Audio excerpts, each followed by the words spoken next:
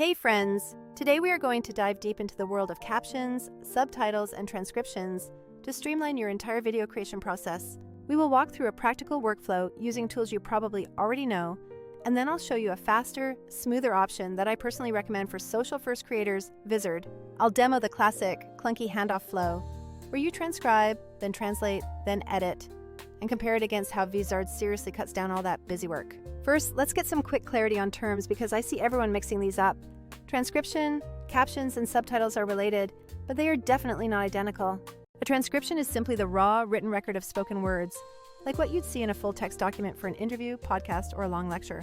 Captions, on the other hand, are basically transcriptions adapted for viewers who need the audio converted to readable text in the exact same language. They are perfectly timed to the video and include sounds like music or applause, so viewers watching on mute still get the full context of what is happening. Subtitles generally mean translated text, like watching a movie in English audio, but needing Dutch subtitles so you can follow the story.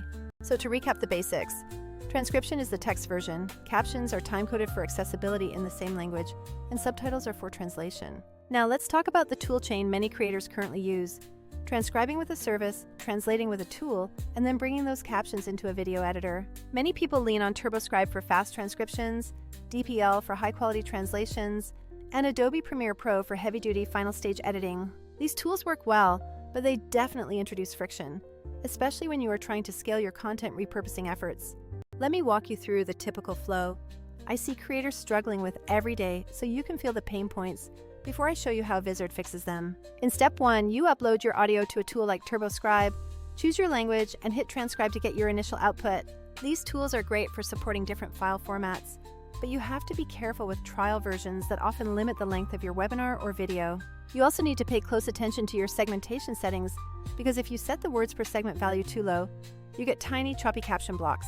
On the other hand, if you set the segments too high, your viewers get stuck reading long, slow-to-read captions that feel disconnected from the video. Finally, when you export to an SRT file, you have to be incredibly careful because even one missing blank line can cause an import error in your editor. Step 2 involves translation, and while DeepL is my go-to for natural-sounding language, the real hassle begins when you need to keep those SRT formats intact. You either end up editing the SRT file manually, which is tedious, or you waste time searching for a tool that handles SRT import and export perfectly. Manual edits might be fine for 1 or 2 files, but they become a nightmare when you are trying to localize dozens of clips for multiple platforms. Step 3 is bringing everything into Adobe Premiere Pro, which is where you get great creative control, but lose hours of your life to formatting.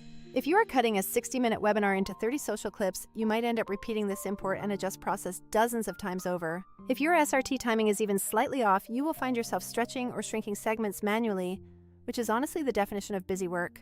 So yes, the traditional stack gives you total control, but it is clunky and slow for creators who just want to publish bite-sized clips fast. That is exactly where Vizard fits in as a practical, less annoying alternative that streamlines the entire production chain. Imagine taking your long-form video and getting a set of short, caption-ready clips that are already optimized for virality and scheduled for you. Vizard automatically identifies the high engagement moments and turns them into ready-to-post snippets, saving you the trouble of hunting for the best cuts. It even handles the scheduling, allowing you to queue clips across your social calendars, so your content is organized in one central hub. This means you can easily turn a 4-hour live stream into a whole month of daily short posts without the manual effort of standard workflows. Let's break down the practical difference by looking at how transcription works inside the Vizard platform. Vizard handles the heavy lifting of ingestion, so while it uses transcription under the hood, you are not forced to babysit messy SRT files anymore. You can still use your dedicated services if you need to, but Vizard eliminates the tedious juggling act for your daily social media clips. When it comes to translation and localization, Vizard's workflow reduces that annoying copy-paste loop we all hate. It plays nicely with your other favorite tools, but its built-in support for caption export and scheduling means you can publish globally without re-editing. Editing and caption styling is another area where you see a massive improvement over traditional methods. Instead of dragging SRT files into Premiere, Vizard generates clips perfectly sized for platforms like TikTok or Instagram Reels right out of the gate. You still get full control over font, placement, and timing, but you don't need to be a Premiere Pro wizard to make your captions look clean. Plus, the algorithm is smart about readable segment lengths, so you avoid the problem of captions that disappear too fast or block the whole screen. Scheduling and publishing is where the traditional stack usually leaves a huge gap in your workflow.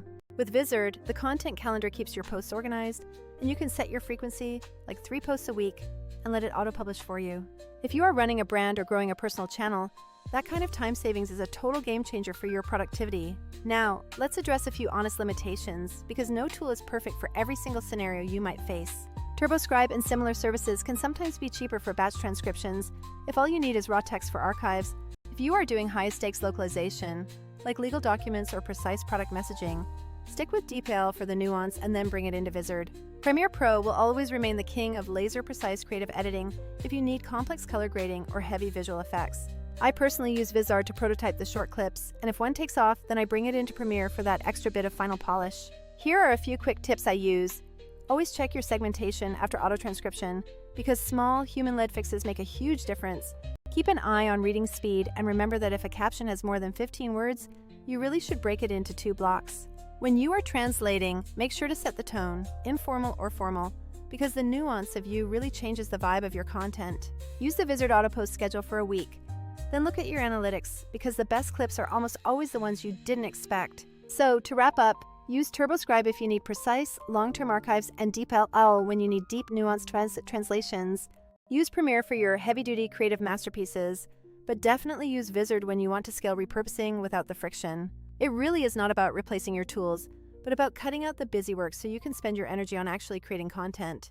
Alright, that is the overview of my go-to workflow, but I am curious, how do you currently create captions for your pre-recorded content? If you want a side-by-side comparison of a 30-minute webinar using both workflows, just drop a comment below and I will make that happen.